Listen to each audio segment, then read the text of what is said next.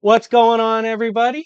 It's your boy, Dr. Goons, and I am here with a good friend of mine, as well as another good friend of mine. It's a party today. And Josh, if you want to say what's up, go ahead. Yeah, hey guys. Thanks for having me again. Of course, love the first time. And today I brought a friend, a DC connoisseur, Lumos. If you want to say what's up, Lumos. Hey, what's up, guys? It's me, Lumos Theramex. I'm glad to be on the channel, and I'm very happy to hang out and talk about some comics. Yep, so this will be going up on both our channels. Super excited to get Lumos in the mix for this. And I guess I'll start it off with my most pressing question, which is Josh, last time we spoke, he said, I don't want to talk to you till you see Blood Beetle, which was valid. I totally get why you said that. So I think my question to start off is when you were designing Blood Beetle.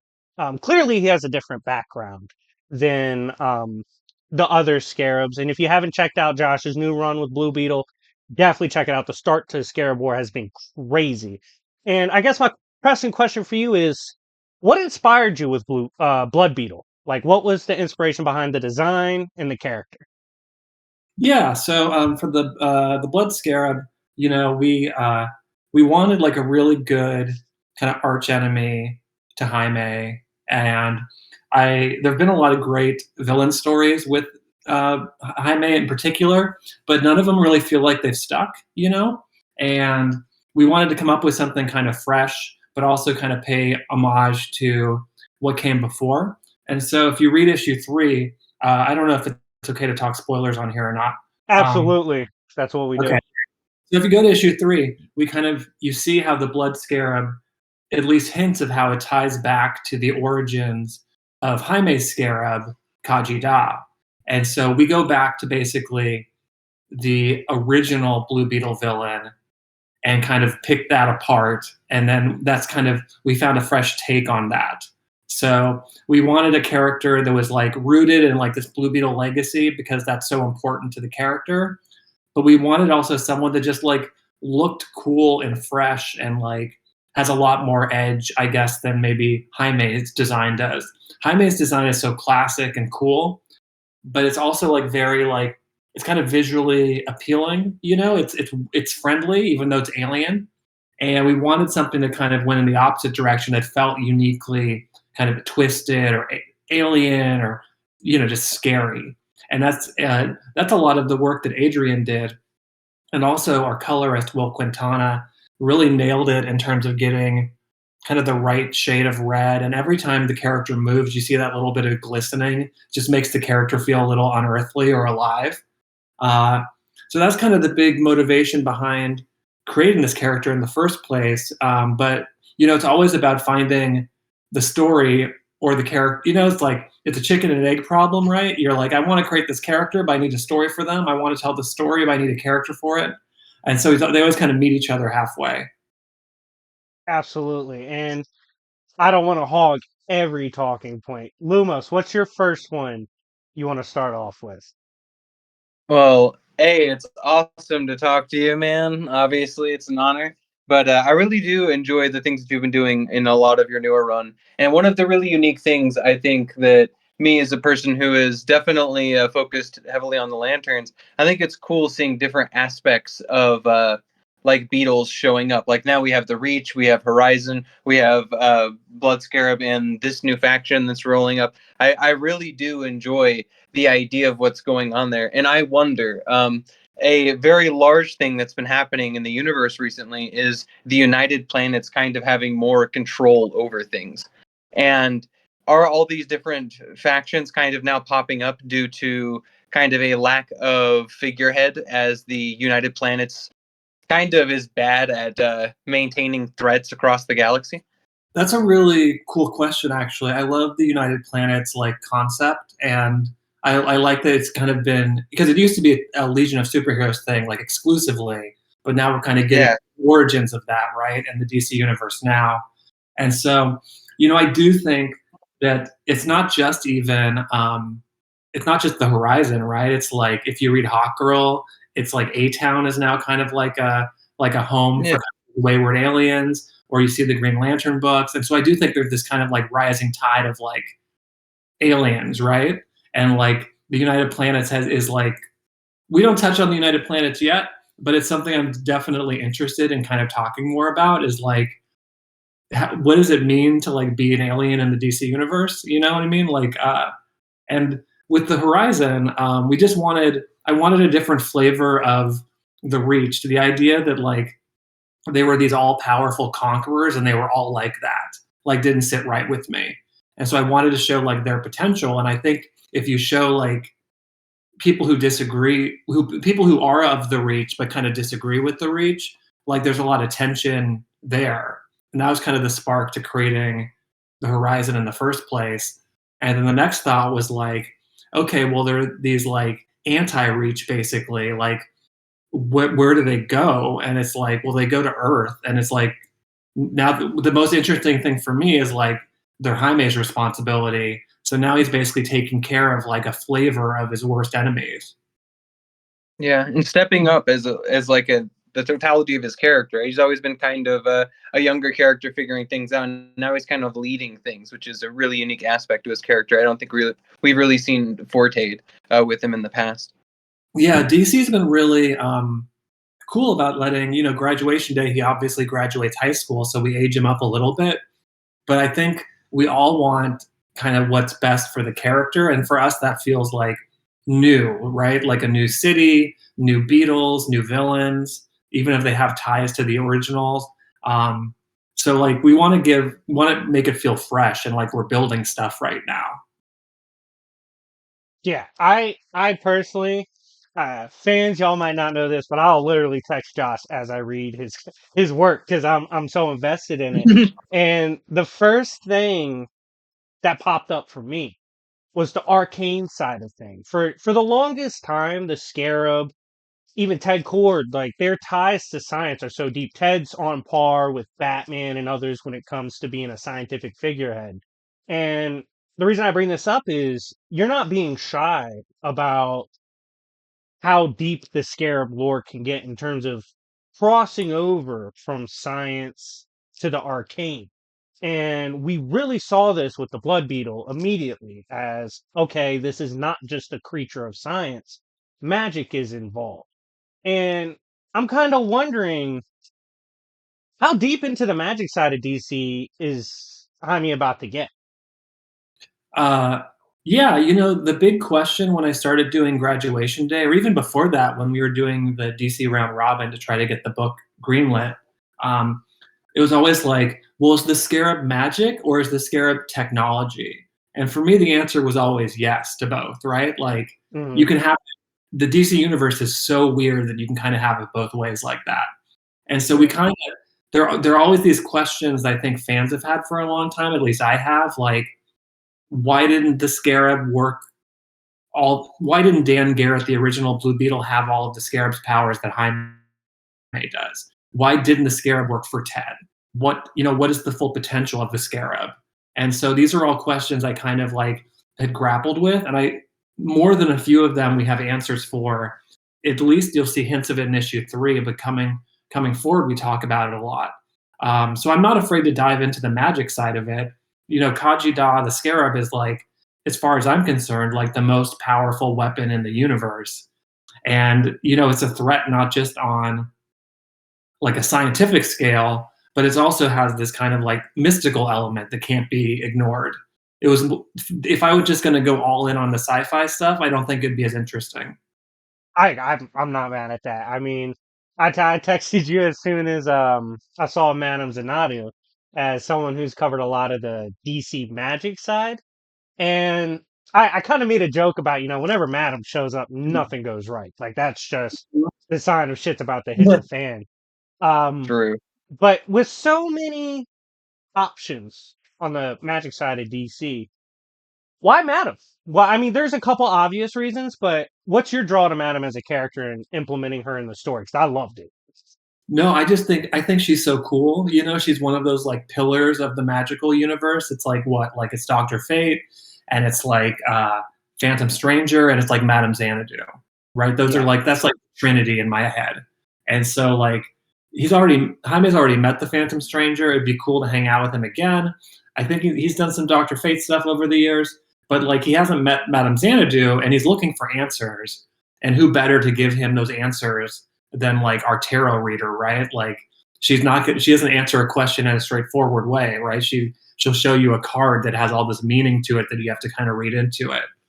So there was that, and also like I just thought it was visually so compelling. We've seen so many cool takes on Madame Xanadu's powers, and I really wanted to give our artist Adrian and Will, the colorist, a real chance to play in that sandbox. Yeah. Cool thing about Jaime is he's kind of like, I don't want to compare him too closely to Spider-Man, but he's kind of like a Spider-Man. He's like a little bit of like, he's a team up character, right? He bounces between all these different corners of the DC universe, and like hopefully a lot of our readers don't read other DC books, or this is their only comic they read.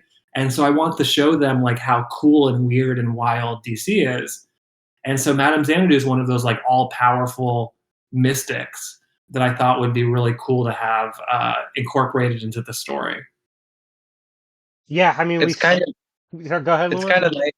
It's kind of nice to see a young hero like Jaime kind of is spreading himself out more equally and diversifying the exact threats and like people he'll come across and work with, utilizing the scarab itself and getting away from the things that you'll definitely find on Earth as a unique nexus of like magic and magic wielding characters. I was actually curious to see, now that the United Planets is obviously more strong and in fold, are we going to see Jaime potentially be more invested in space, or are we going to see things much more invested still on Earth and in Palmera City?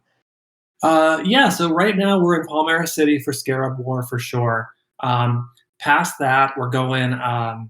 I can't. I don't want to say too much. We're going to places. A big goal of this run is to kind of give Palmera City an identity, so that if we ever have to stop doing the book, whatever, these books get canceled sometimes, but that other writers want to pick up the torch and like tell stories in Palmera. I want it to feel like a Metropolis or a Gotham or a Themyscira. I want it to have its flavor. So we spend a lot of time in Palmera City, but I keep having this idea, and I can talk about this, but like, I just want to see the new Beatles in space. Like Jaime's been in space a lot, but like I love the fish out of water aspect of that, and I think it would be so funny to see them interact with it. And also, Starfire is a big part of the book too. And I was talking years ago, before I was doing Blue Beetle, I got to talk to the voice actress who does Starfire, and I was like, "Oh, I love Starfire. She's so strong and powerful and kind of ditzy." And she's like, "Whoa, whoa, whoa! Starfire's not ditzy. You know how some people are like street smart? Like Starfire is like space smart, and she just doesn't live in space. She's on Earth right now." And so like that kind of blew my mind thinking about her. And so I'd love to really like show Starfire in her element, not leading because Jaime's the leader, but like guiding Jaime and the new Beatles in kind of like a big space adventure someday. I would agree, and that's why I feel like I was wondering along those lines, simply because I feel like there's such a good chemistry, such a good makeup there, that obviously I want Scarab War to finish because it's been amazing so far. But I feel like that they just have such a good series of elements. All the Scarabs we've introduced so far, as well as like having a Tamaranian in the mix, it just seems like it would lead to awesome things.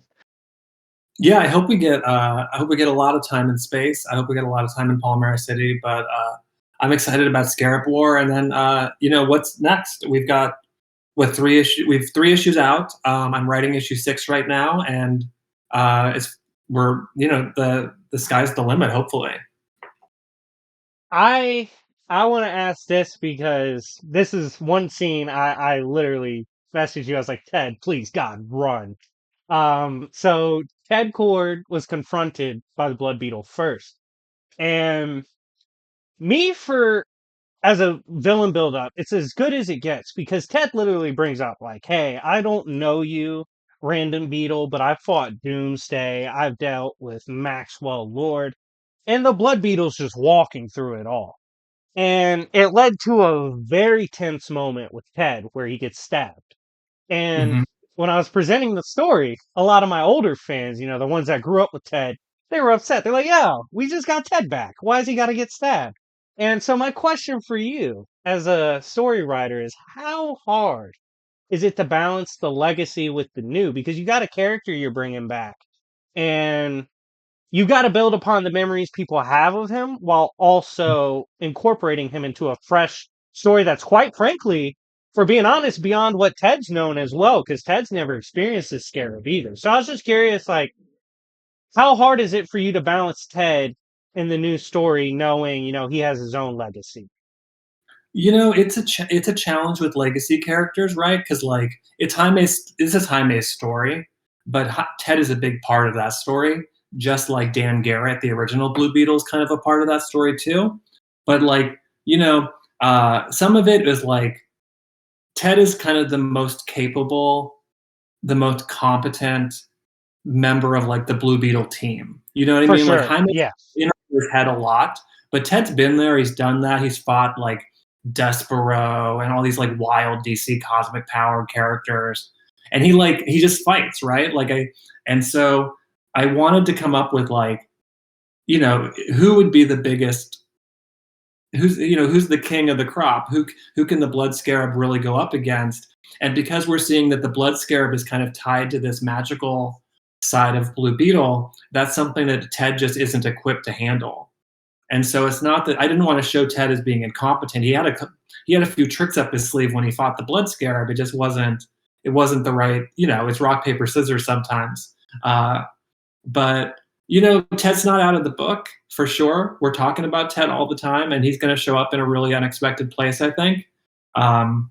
So I love Ted Cord, and he's going to get his time.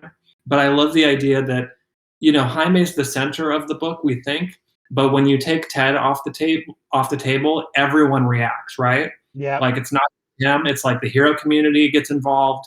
That's their Victoria, Batman. That's the Scarab community's Batman, Like Ted is the brains. And I loved the moment with Ted with the Blood Beetle, because if you're gonna build up a big bad, especially for the Blue Beetle saga, what better way than to walk through the Batman of the group, Like if someone was to show up to the Batcave and just walk through everything Batman has while he's explaining what he's dealt with, that's terrifying. And I loved it just because it added, and I guess I'll lead this to another question because we kind of spoke on this last time, but the moral compass of Jaime, right? He is someone who's trying to be the best hero possible, drawing from the heroes he's growing up around.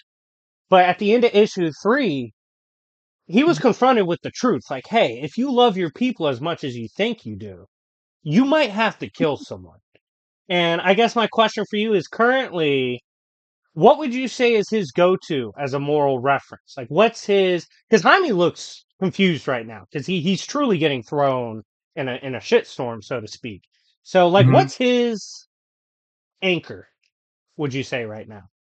Well, I think that's kind of some of the question. I think Ted was his anchor in a lot of ways because he relies so closely on his family, right? Yeah, Like whether it's his actual family, whether it's Paco or Brenda. And so like the idea that something would like destabilize that, I think makes him have to second guess this because the Blood Scarab is pulling no punches, right? And so like he's fought tough characters before, but like he's never this is a unique specific threat that's going after it's him. personal. It's really It's personal. yeah, it's a personal fight, and so we're going to be talking about that in issue 4 a lot. Actually, Jaime has a really important conversation with the character. I won't say who, but we definitely touch on that. And so, I think I always say this, but Jaime wishes he were Batman, but he's actually Superman, Yes. and Yeah. I think that's the big difference is like Superman's had this problem before too, and Superman came out better for it. But is Jaime? What's that going to do to Jaime? Right? Like we've seen what happens when Superman like goes too far and has to like live with that guilt. Is Jaime going to get to that point? Yeah, So that's a great question. that's kind of the big question coming up. What you got, Lumos? What's your next one? No, it's definitely some really interesting things whenever it comes to DC, and I'm someone who definitely favors the more cosmic side of things whenever it comes to DC. And to see the changes happening on the cosmic level with like the reintroduction of the Reach, clearly we're planning something very large for the events of Scarab War. And there's always been this large scale hint towards this rivalry between like the Reach and the Lanterns in general. At any point in time, is that something we're going to get covered, or like are we going to see any of the United Planets Green Lantern Corps kind of attempt to deal with the Reach in any shape, way, or form? It's something I'm thinking about a lot. I can't spoil anything. I will say that I'm thinking about space a lot. You know, we used Jessica Cruz in the first arc in Graduation Day. Yeah, Love that character, and she doesn't get enough play. And you know, we used Guy Gardner in issue 2 of Scarab War. So which was also an awesome reference to Justice League International with all the characters who came together for Ted after he was injured. I mean, Guy was there obviously with Fire and Ice as well as Booster Gold. It was an awesome throwback to that as well.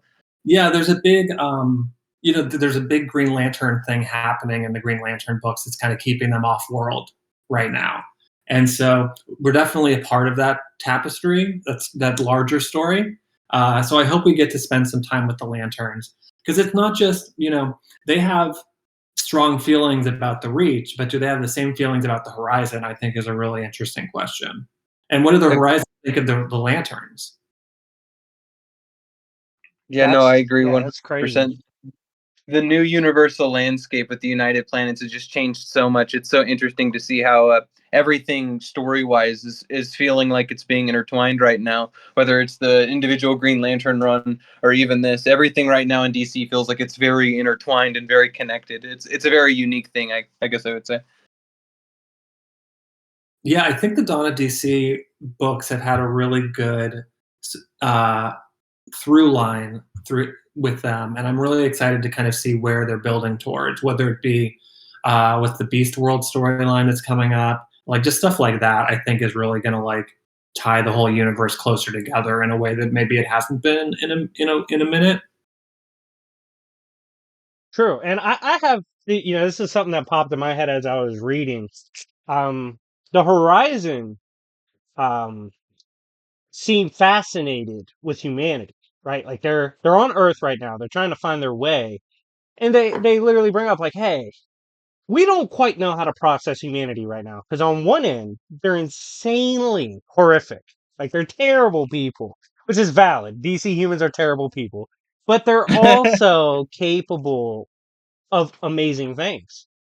And when we last spoke, you talked about don't get too caught up in the fancy magic and science of the scarab and stuff. There's also the humanity side behind it. And I think my Mhm. question for you is how much are you planning on exploring humanity itself in comparison to, say, the other alien races and how they perceive them? Because that seems to be a big part for the Horizon right now. They seem pretty invested in figuring out how they feel about humanity. Yeah, Jaime's a human first. He's also an alien hybrid, but he is kind of walking these two worlds, just like Xiomara, the Yellow Beetle Dynastis, or Roma, the Green Beetle Nativa. So they kind of have to walk the line between the two worlds that they're a part of now. But we're going to touch on more of humanity, and I think we see kind of polar opposites, kind of like maybe how Jaime and his tias interact with the Horizon versus maybe like Victoria Cord and how she interacts with the Horizon. And so I think that tension is something we're going to see more of as the series progresses.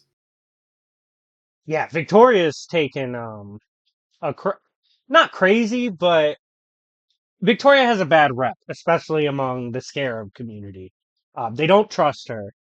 They, for good reason. She's kind of crazy, and I think it's been interesting watching her process what's going on because though she may have her own motives, she genuinely seemed upset that Ted was touched. Like someone tried to kill her brother. Yep. And how I know we have our bad right now, which is the blood scarab, but Hmm. how fun has it been for you to work in Victoria as someone we got to keep an eye on? So Victoria is like the easiest character in the book to write, maybe, because I just have this clear idea of her. It's so funny because she was created for the movie, and they offered the opportunity for me to fold her into the continuity of the book, Hmm. which I was excited to do because I think it adds a new element to Ted's story that it was kind of missing. He doesn't have a big supporting cast outside of the hero community. Yeah, Um, and I thought that was cool. And he also it creates a new interesting wrinkle in Jaime's story. But she's going through it. I think as much as Jaime was destabilized by what happened to Ted, I think Victoria's been destabilized like that much further. And you can go into your DC wikis or just pull out the old issues.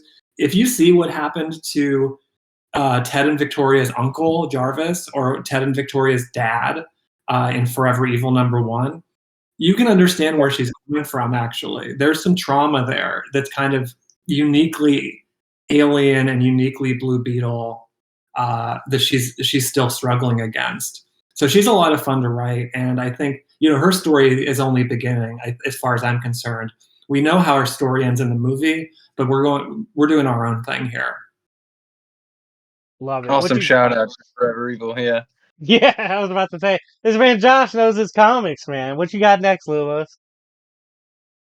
Well, outside of the works you're currently working on, if you could take control and write any property currently, what would you write? I think that's always a really interesting question to ask.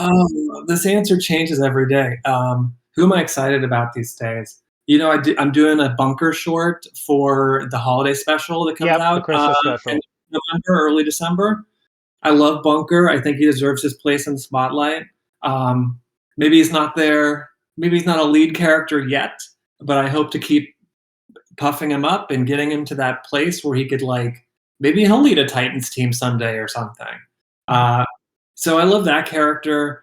Let's see, who else do I like? I'd love to do a Legion of Superheroes thing. I think I have a pretty good angle on it, but I won't say it. But I love, legacy characters are interesting. That's what DC is known for, and I love playing in that sandbox. So I'd say Legion, JSA, even some of the Bat Family would be cool. But I'm Team Blue Beetle right now. If anything, I keep bugging my editor, and I'm like, okay, what if we do a whoever annual? What if we do a Yellow Beetle special? And he just focus on the book you're writing. You know what I mean? Yeah, I mean, you Which are honestly, to be fair, you're killing the Beatles stuff, so it's like I get it. Like yeah, I you're wouldn't be kind of doing opposed your to thing on more there. on the Beatles. Yeah, like the characters have been really interesting coming out of it. I'm really curious to see how things will settle after Scarab War.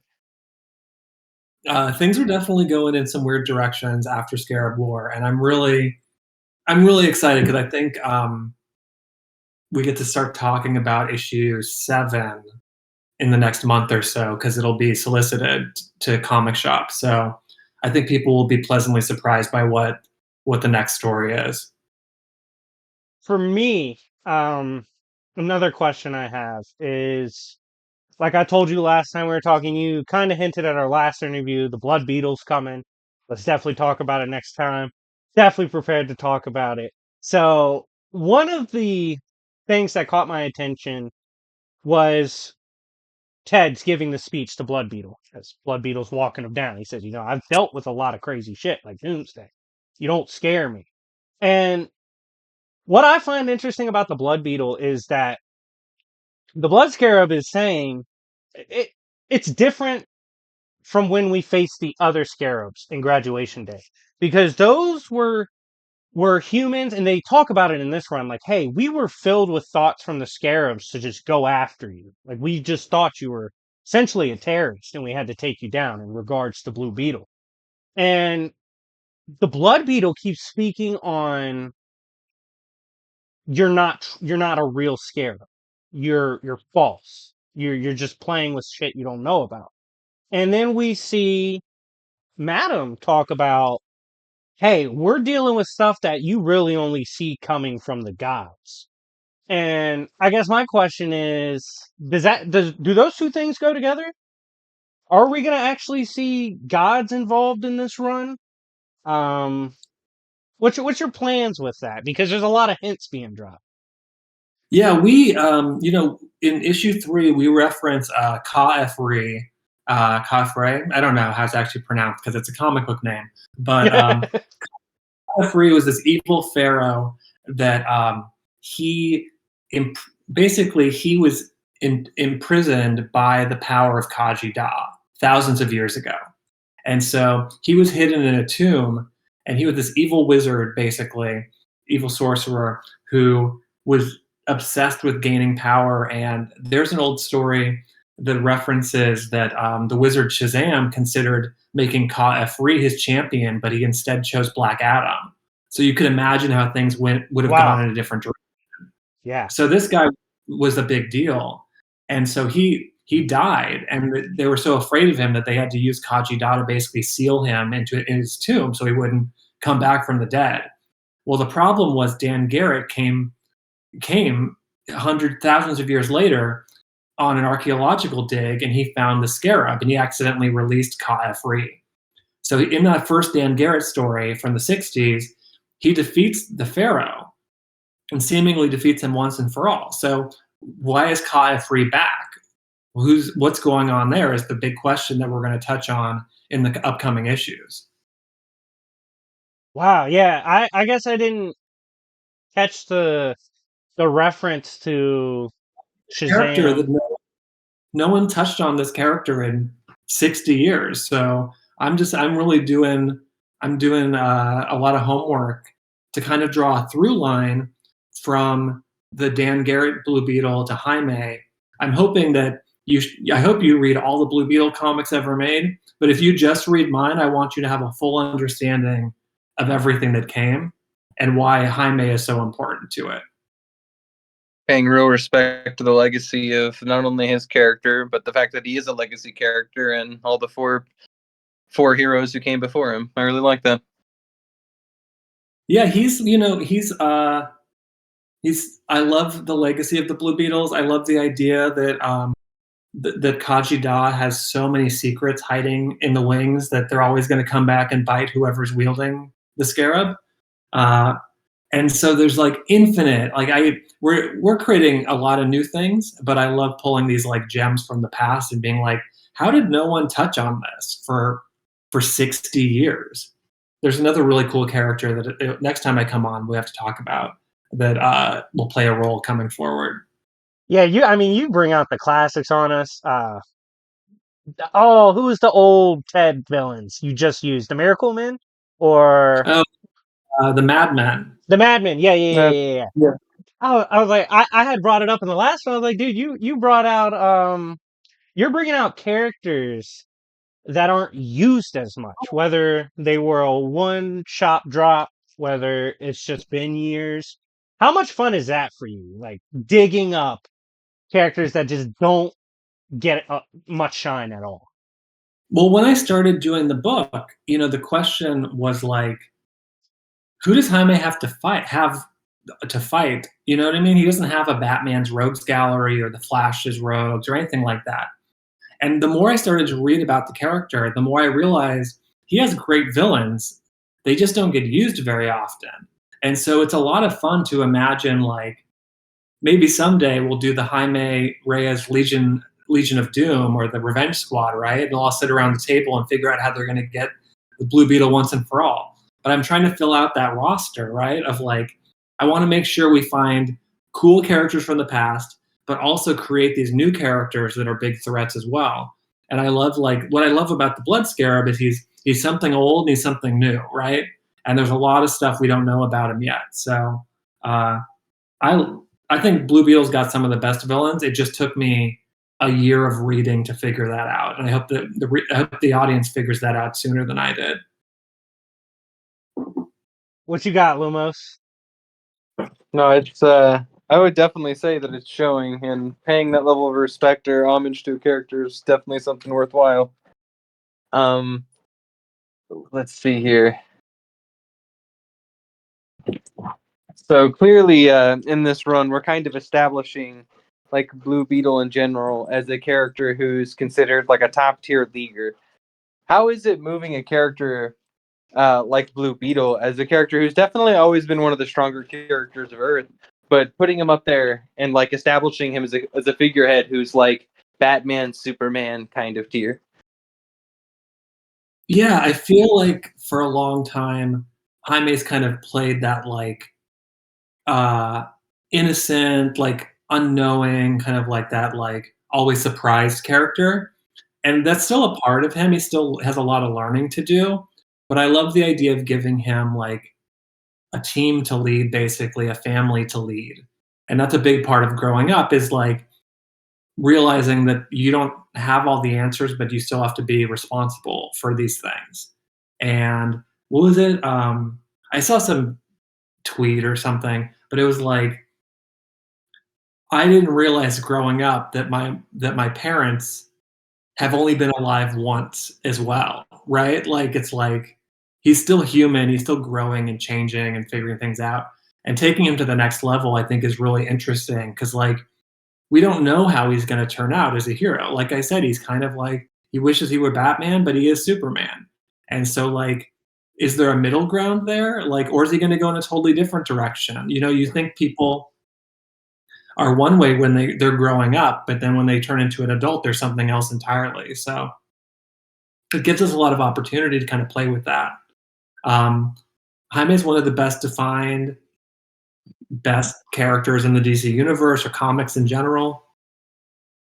I hope we continue to grow him. We're not. I think we're playing a lot of respect to all the stories that have come before, and we have to take him to that next level. I want him to be. I hope it's the DC Trinity plus Blue Beetle someday.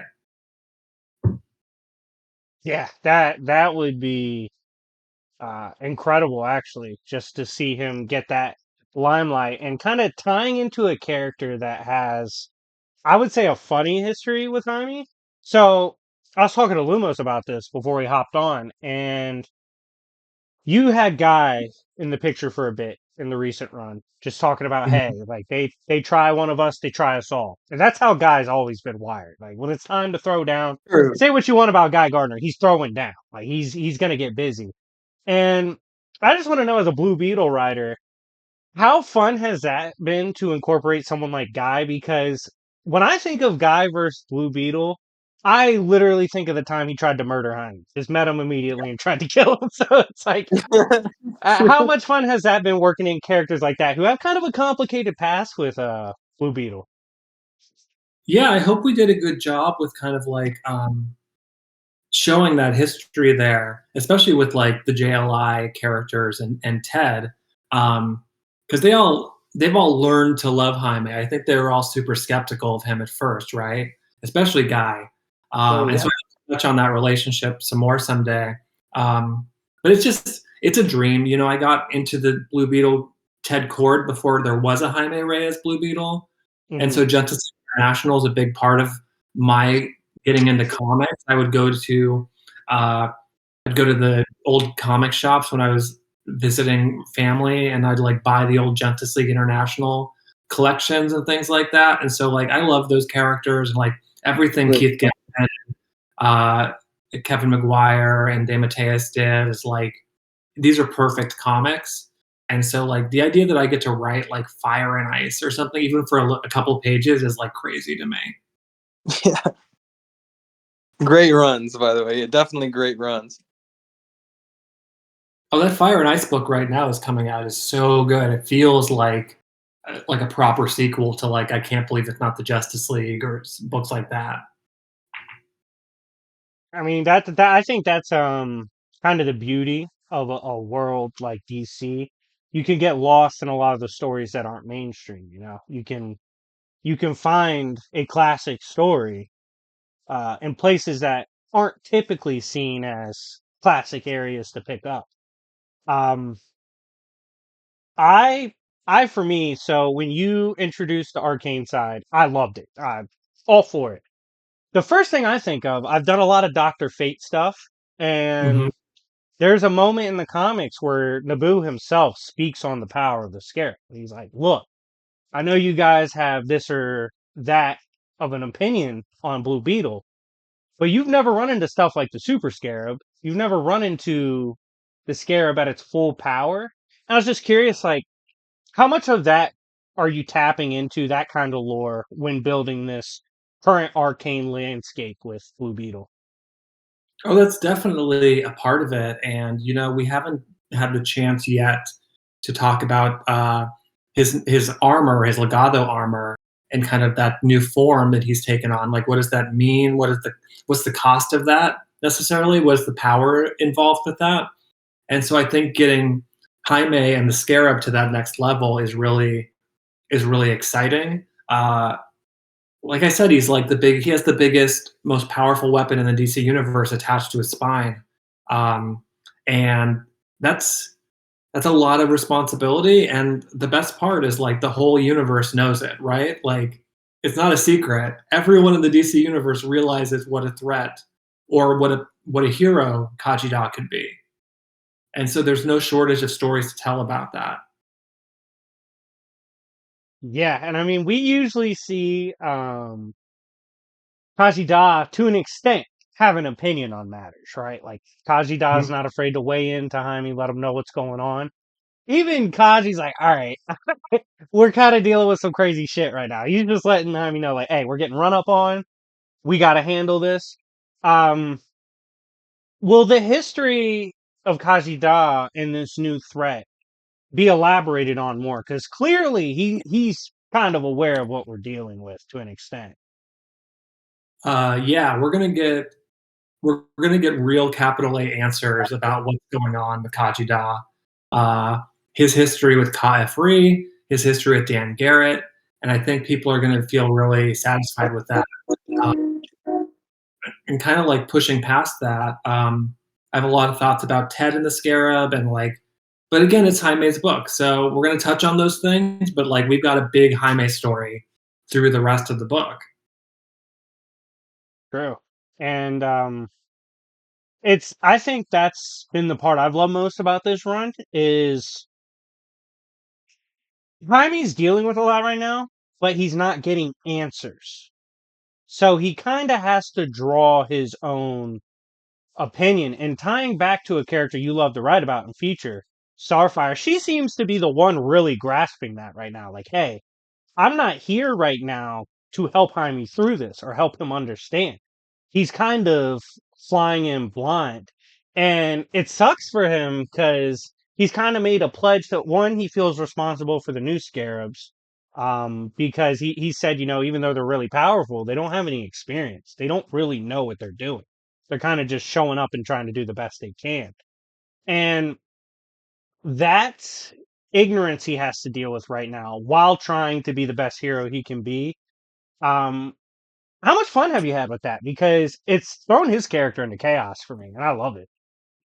Oh, I think nothing's more fun than watching Jaime not have any answers and figuring it out. Of it. So it's like there's always that twisting of the knife, right? It's like, how can I make this a little bit worse for him? Yeah, And it's been tough for the boy. we've got a huge cast to manage, and Jaime's at the center of it, and he has to be responsible for all these people, not just the superheroes, but the civilians like Paco and Brenda, or Gloria and Marisol, or even everyone in Palmer City. So he's got his work cut out for him, and it's more than like Batman's been doing this for 80 years. Jaime has a lot to learn to take care of an entire type of metropolis. Yeah. Do you have something else, Lumos? I don't want to take all your time asking questions. Yeah, no, you're fine. Do you find sometimes it hard balancing time as Blue Beetle versus time as Jaime Reyes? Yes, I'm not complaining, but we only have so many pages every month, and that can be frustrating because I'm like, oh, I want I want to show him at the diner more, or whatever it is, whatever stupid thing I want to do. But like, it's a superhero book first and foremost, and hopefully we keep him grounded in his family and in these human characters. We see Paco and Brenda have a lot to do in this arc, and going and beyond that, actually. Brenda in particular, which is something I never thought I'd say, writing a Blue Beetle book. Yeah. I think all the review I read was like, wait, she has a subplot? And I'm like, everyone has a subplot in this book. It's just gonna just give it some time to breathe, and it'll all make sense. So it's hard to find that balance. But we're doing an okay job of it in Scarab War, and hopefully beyond, we won't lose sight of Jaime Reyes. He's the most important part of the book, not Kaji Da. Yeah, And I think no, I definitely wasn't saying that it was bad so far. I actually thought it was done really well. And I know that everyone has kind of a different opinion whenever it comes to exactly how much superhero and exactly how much human they want inside their comics. And that's something I wanted to point out. Is I thought you guys found a very unique balance there for sure. Oh, thank you. No, it's something we're hyper aware of, right?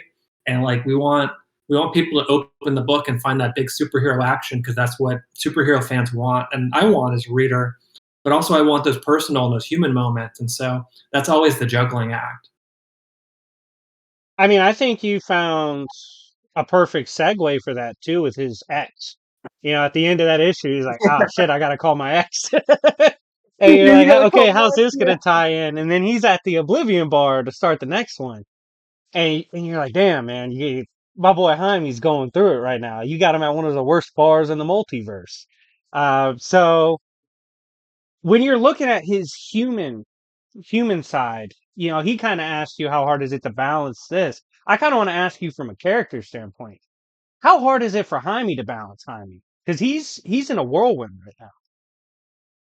I think that's a big question. Like at the end of at the end of graduation day, at the beginning of graduation day too, he's like, I'm not applying to any colleges. I'm overwhelmed right now, and things haven't slowed down, right? So I think we are losing. Jaime is losing a little bit of himself to his superhero identity, and he needs to find a way to reclaim that. I think before he like is just the suit, right? So that's kind of the story. That's kind of a story we're telling in the background. And would you say that's because I try to take implications from the narrative, and it seems like I don't want to say Jaime is getting closer to the edge. He kind of is, but he's starting to question people in ways I haven't really seen Jaime do before. For example, when he was at the hospital with Ted, you can see how much it broke his heart. But there was also some anger there because he's like, where's his sister? Where are the people that are supposed to be here? And with Ted out the picture, he's kind of Ted always brings the happy go lucky to Jaime. He's like, dude, you're a great kid. You're a great hero. You just have to believe in what you're doing. And he doesn't have that right now. And so is that going to be a big point for him? Like, balance, because literally at the end of the story, and unfortunately, it's a great point to make to him. Like, hey, you've pledged to keep these people safe. You have pledged to protect a race that is currently being hunted down, and we know is a target. How far are you willing to go to protect these people like you said you would? And is that an answer he's going to be forced to find himself, or is he going to get more help along the way, morally? Uh, I would say read issue 4, and we get a lot of this is a big I'm question. so bad about asking stuff that appears in the next issue. You did this last time too. You're picking up on what I'm dropping, right? And so like I love because you're always like one step ahead of. And so issue 4, that's the big question for issue 4. It's our quote unquote our date night story, and I think you'll be surprised on what that means for all the characters in the book, not just Jaime.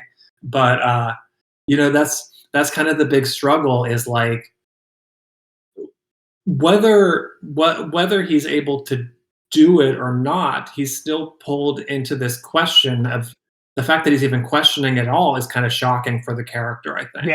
Yes, for Uh, sure. He's such a sweet kid, and to see and no, him questioning if he's got to kill is crazy.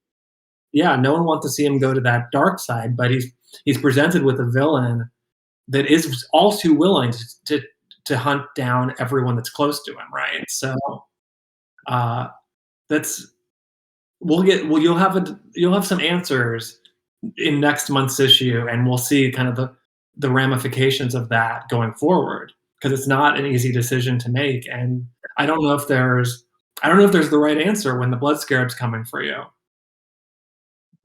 And tying into my favorite villain currently with the Blood Scarab, I'm kind of wondering. I've been trying my best to piece together motives for Blood Scarab, right? You can see some underlying things, but my question for you, because this is kind of how it seems, I think the scariest part about the Blood Scarab is that the agenda is not clear to anybody. Yes, there's underlying hate towards the other scarabs, but at the same time, when the Blood Scarab ran into Jaime, he's like, not now. We're not doing this right now. There's a plan in place.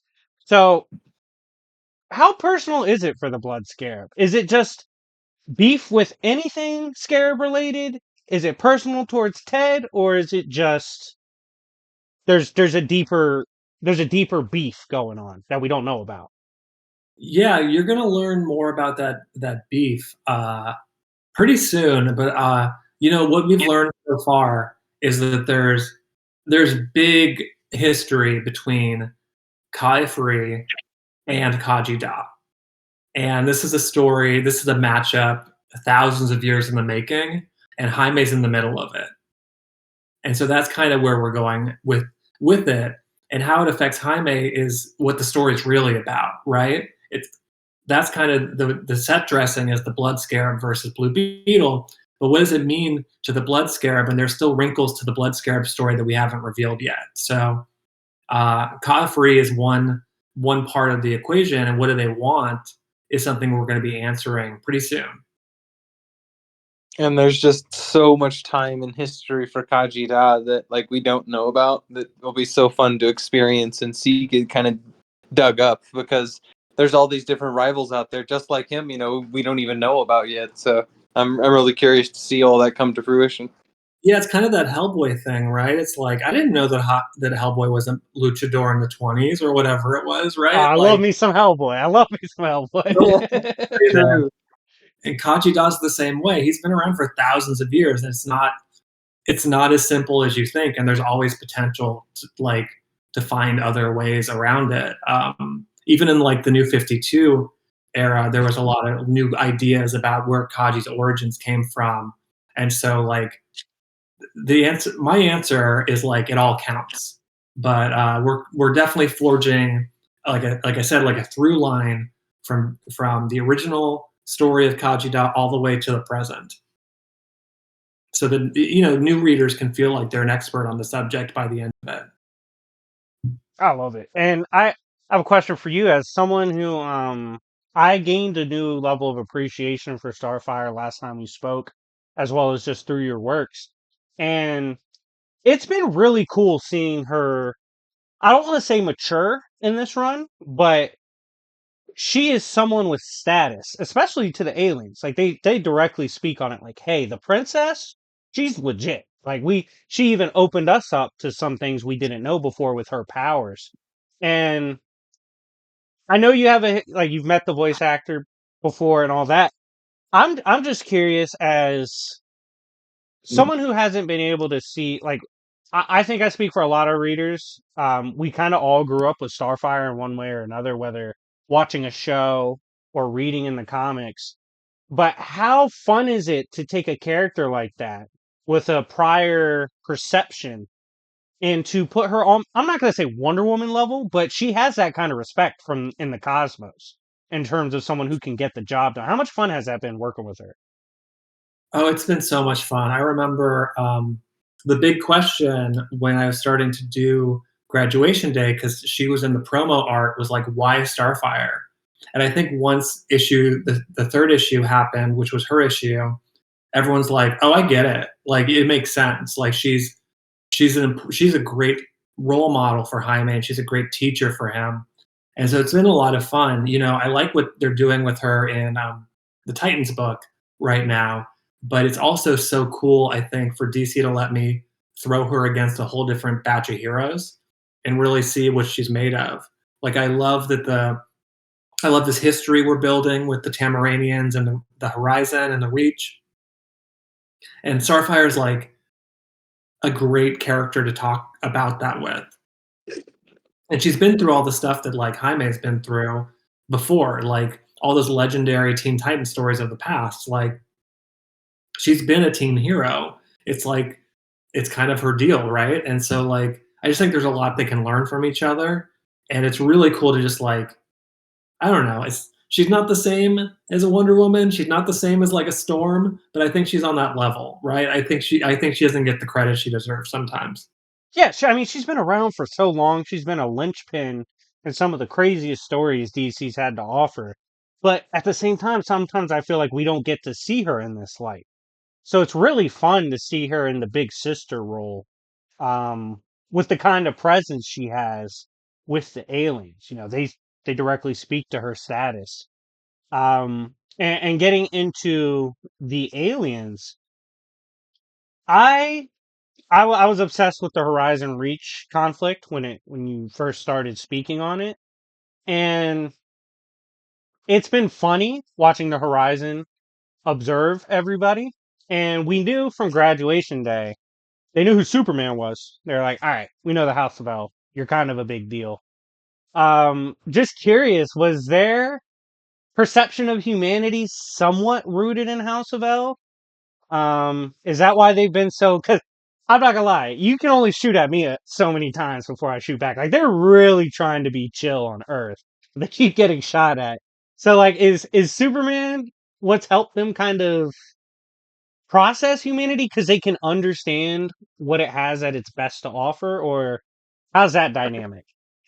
Yeah, I think there's that element of that, right? It's like, well, if Superman thinks humans are cool, I guess humans are pretty cool, right? Like Yeah, I guess they, that's what it is. they respect Val, they respect Tamarind and Coriander, and they see that Earth has the potential to be a welcoming home for all these different aliens and these refugee aliens in particular. But like their experience hasn't been great so far, and so like that's on humans, and partially that's on Jaime to kind of find an answer.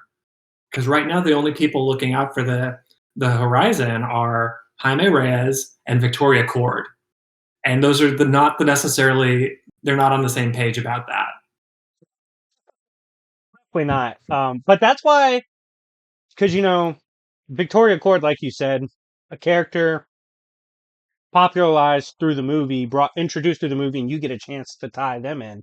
So, as someone who is, you are caught in the middle of presenting new characters and presenting legacy. What's been more challenging for you? Hmm. I both. You know, maybe it's the new stuff probably because the old stuff. There have been so many great stories told that I can kind of you can kind of cherry pick Hmm. what feels important to the story you're trying to tell now. And there've been like again, there've been Blue Beetle comics for like 80 years, and then there have been radio shows of the Blue Beetle before that. So uh, the new stuff is hard. Like, how do you make something that feels like it connects in a really meaningful way? Because we've all seen hero characters get a bold new direction, and then nothing really sticks, right? And so Hmm. it's like, how do you make something that sticks? And I hope we're doing that with the Horizon. I hope we're doing that with the new Beatles. I hope we're doing that with characters like Victoria. Um, but it's ultimately. I was talking to someone about this recently, but like it's kind of the campsite rule. You want to leave these characters in better place than you found them, Yeah. and I think I hope that's what people will say about our graduation day era, and hopefully the next Jaime writer, the next Ted Cord writer, will find we gave them a lot of cool toys to play with. Lumos, you got something before I ask my next question?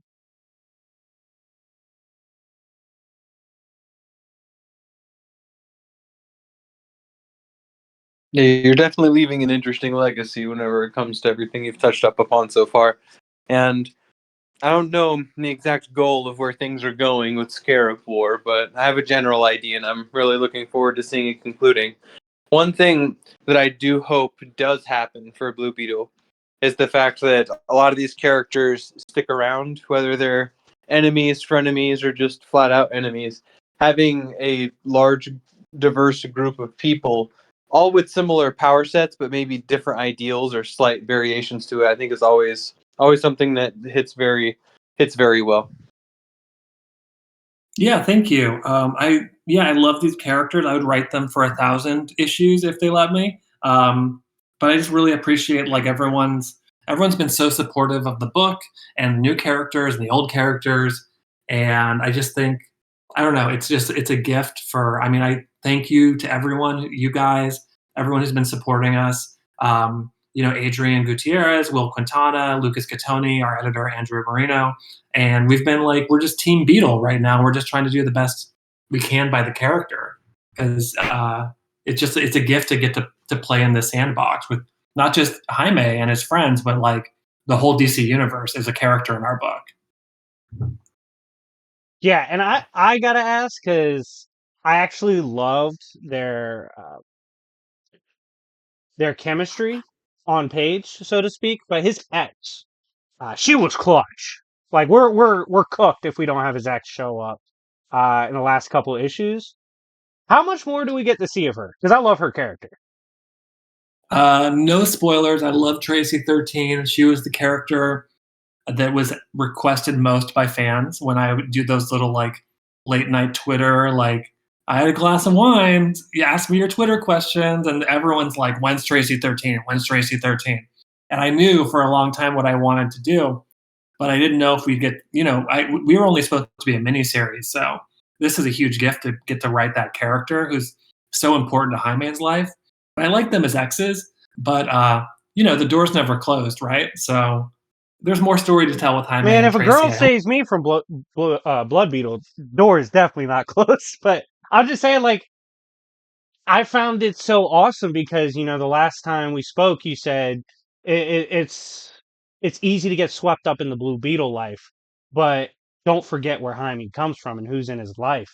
And I feel like Tracy 13 perfectly balances Jaime and the Beetle side, if that makes sense. Oh yeah, for sure. She's able to walk that superhero and civilian life, and like I think my editor would kill me if I add another major character to the book. But uh, you haven't. I don't think you've seen the last of Tracy 13. And also, like, if you love the character, go check out the Justice League Dark stuff that she was in. That's so good. Yes, I big on big on JL Dark, um, especially with the introduction of the darker side of the multiverse. That was so much fun. Um, True. what you got, Lumos? Oh, hold on. Let me check the old list, man. Let me pull it back up. I don't know.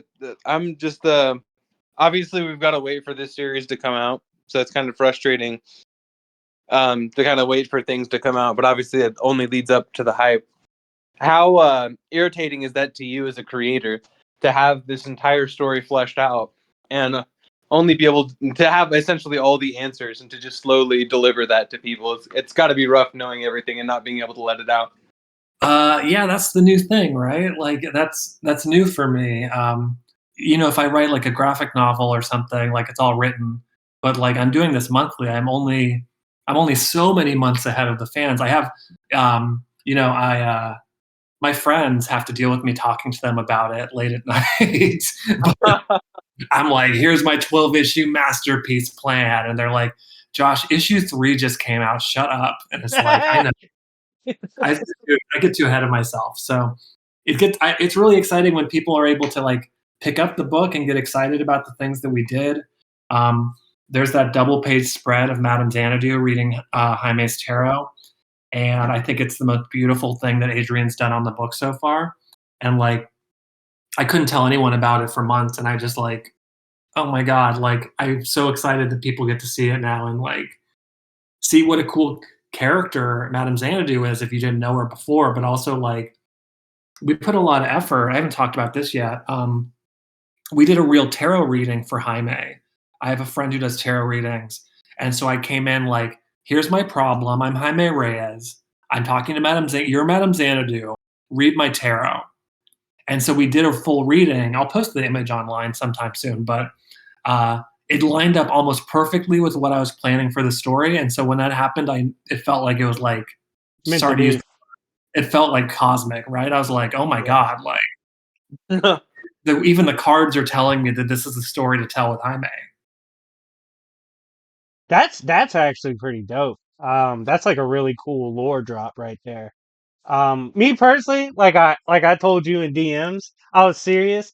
As a reader, like one of my favorite comic runs in DC ever was Lumos will know this. He'd probably guess it right now.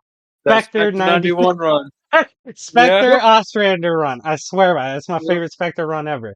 And I think that's where my fear of Madame Xanadu came from.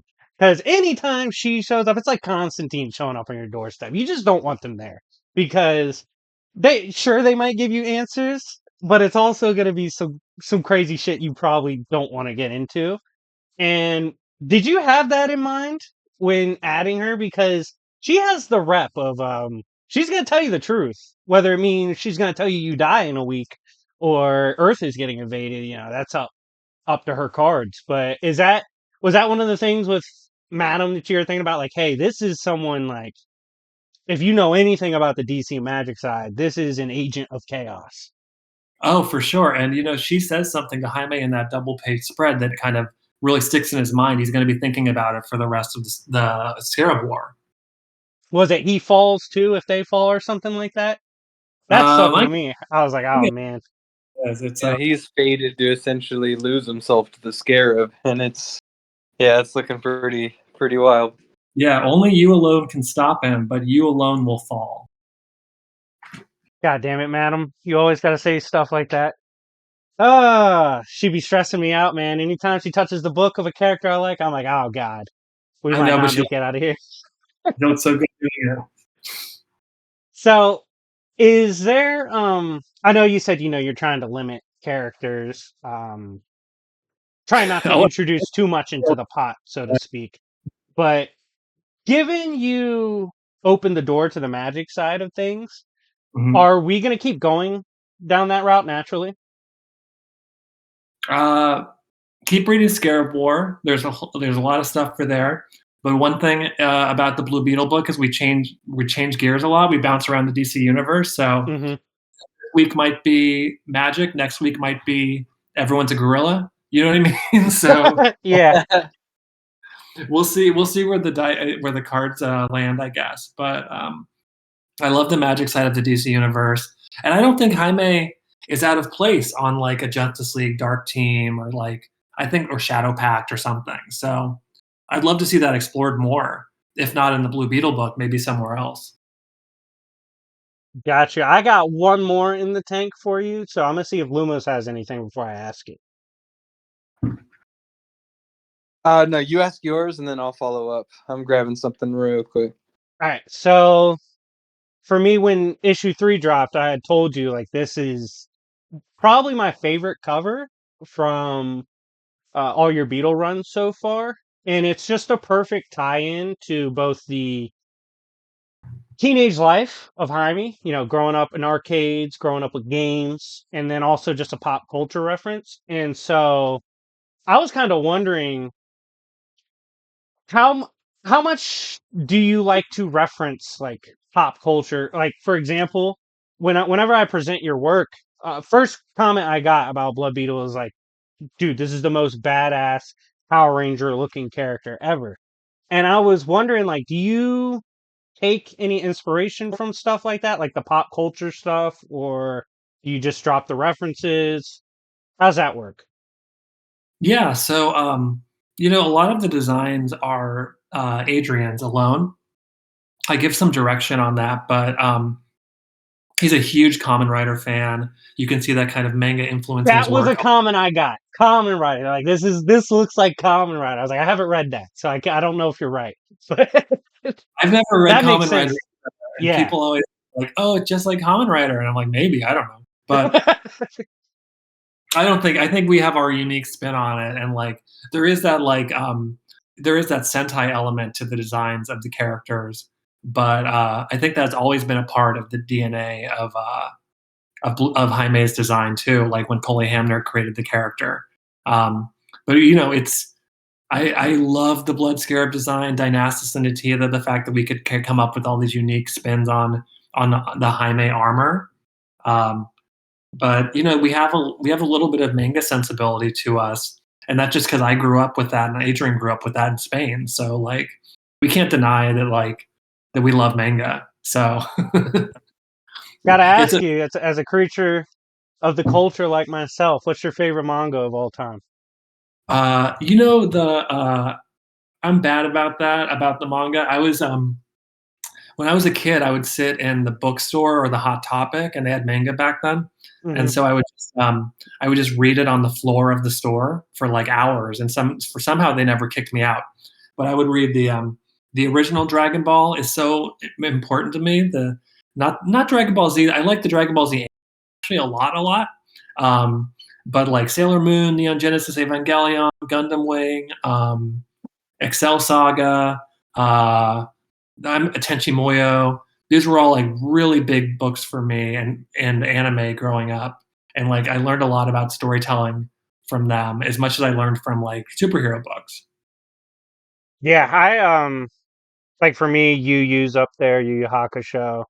Um, I was someone that kind of I got into manga later, like I was in comics before that. But I can see some of the elements because a lot of times you see comics manga compared in the sense of, okay, comics sometimes struggle with storytelling because it's ongoing or it's something that gets passed on. And is that something you kind of, because you keep speaking to, I want my readers to feel comfortable within the story on what they know. And is that like part of the influence? Like, hey, I want my stories to stand alone as well, just as much as they fit into the cosmos. Yeah, it's a big part of the book, right? Is like I try to follow that rule of like every comic, even if it's issue 4 or whatever, like is someone's first issue, and I Yeah. think that's true.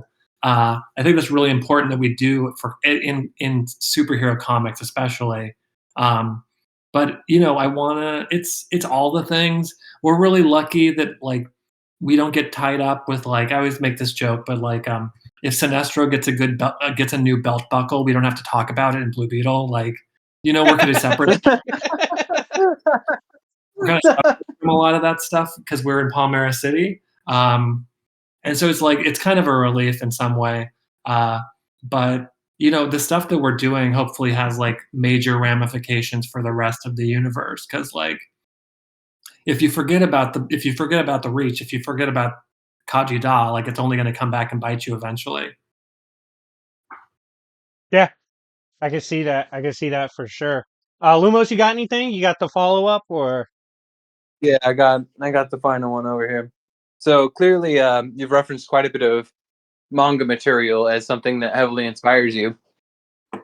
I'm curious to hear your insights as to some more like authors who you thought were genuinely inspirational to you whenever it comes to comics. Oh, that's let's see. So big ones, obviously like Keith Giffen, John Rogers, J.M. DeMatteis. Um, Oh, man uh, of culture, I see. Keep going. yeah, I love these True. answers. who else we got here? Mark Wade, of course. You know, a lot of my like deep dives. I'm Classic. like, if Mark Wade can go that deep, I can go a little bit less. I can go more shallow than that. You know what I mean? But like, if he's willing to pull out these artifacts from the DC lore, like I'm so excited to get to do it too. Um, on the Marvel side, like I like all the Claremont X Men, pretty much all the classics. Oh my God, we're Facts. best friends, Facts. Josh. Oh I, my God. So when I got hurt in basketball, um, I couldn't walk for like 10, 11 months. And I had already kind of told you about my comic guy, Tony. But the first real run he gave me was all the omnibuses from 80s, 90s Claremont work for the oh, X-Men. good. Heaven. Like heaven. If you would Awesome. have told me I would be a Banshee fan before I read that, I would have called you crazy. But God, he made every character. I felt like Claremont really brought forth making every character matter. even if no matter how big the roster is, everyone matters. You can kind of Yeah, see that, and you're right. I could definitely see the influence there too with your work. Like you I make love a every character matter. I love a giant cast. Everyone gets something to do. Everyone has a part to play in the big story. I hope we get. I hope we get that right. It's always a dance, right? Um, but that was always important to me, and I love Justice League International, another book with a huge cast. Um, but they made it work, and I think that's exciting. Is like to see all these different characters bounce off of each other, and as a writer, um, it makes the stories a little bit easier to tell, honestly, because there's always that tension between two characters you can play off of.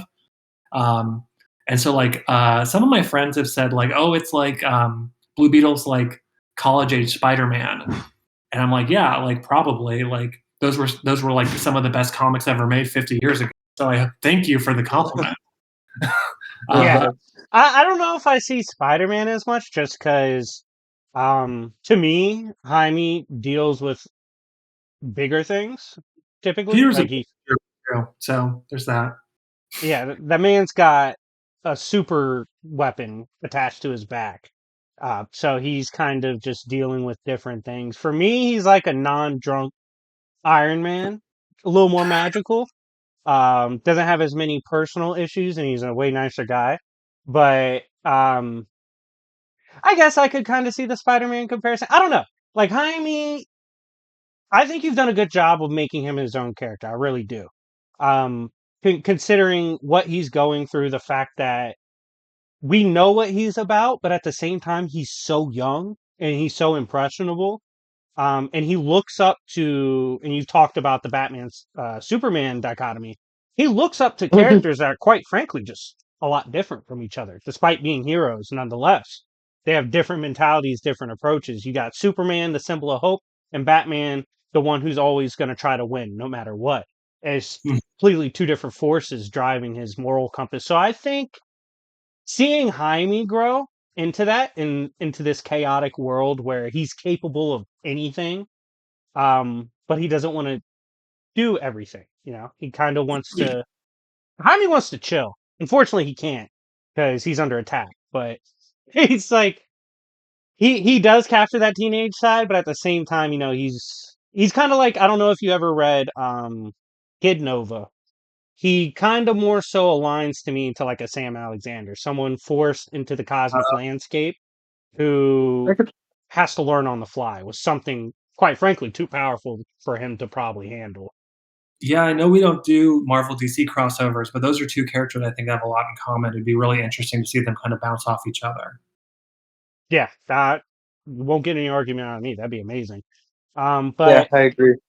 I think we've taken up plenty of your time. You gave yet again another amazing interview. Um, I could talk about Blue Beetle all day. I'm excited to have you back once we get further into Scarab War, because I have a bad habit of asking about 4 to 5 questions that pop up in the next issue. So we'll probably circle back once more drops. But um, you got any last messages for us Blue Beetle fans? No, thank you for supporting the book, guys. Really let your comic shops know that you care about the book. That's the only way they know sometimes. But also, like, yeah, just keep reading and let me know what you like. Let me know what you don't like. Be nice. But issue, I'm so excited for issue 4. We're doing something a little different. I think people are going to dig it. Um, then 5 and 6 are the conclusion to our Scarab War storyline, and I think 7, it's probably too early to talk about it, but I think 7's going to be the most important issue of the entire run. So we'll definitely talk after Scarab War. Before then, Yeah, and you know me, I'm gonna hit you up if I like something in the run. If I want to know something, always love doing that. And I just want to thank you for giving me and Lumos your time today. I had a blast doing this. And I wanted to let you know before we go that I do have a gift in the works for you. Unfortunately, I don't control how it's made, but you had huh? recently put out, you wanted some Blue Beetle music. I have a custom theme song being made for you. What? So Man, definitely looking forward to getting that to you. Um, that's yeah, the fans helped contribute to a Spotify playlist we put together. It's really good, actually. It's helped me work. So yeah, I'll have to send that to you guys if you haven't seen it already. Yeah, I Yeah, have. DC I music is took it from your always Twitter for goaded. sure. I loved it, but I'm definitely want to get you that custom theme song. I think that would be pretty cool. But yeah, man, thank you so much for coming on. We're big fans. Everybody at home, all of you, go get the new Blue Beetle books. They're amazing. I'm covering it on my channel as well. So definitely looking forward to our next convo. And as always, I really appreciate you. No, thank you guys. Yeah, looking forward to talking more in the future. All right, go Blue Beetle. We're signing out.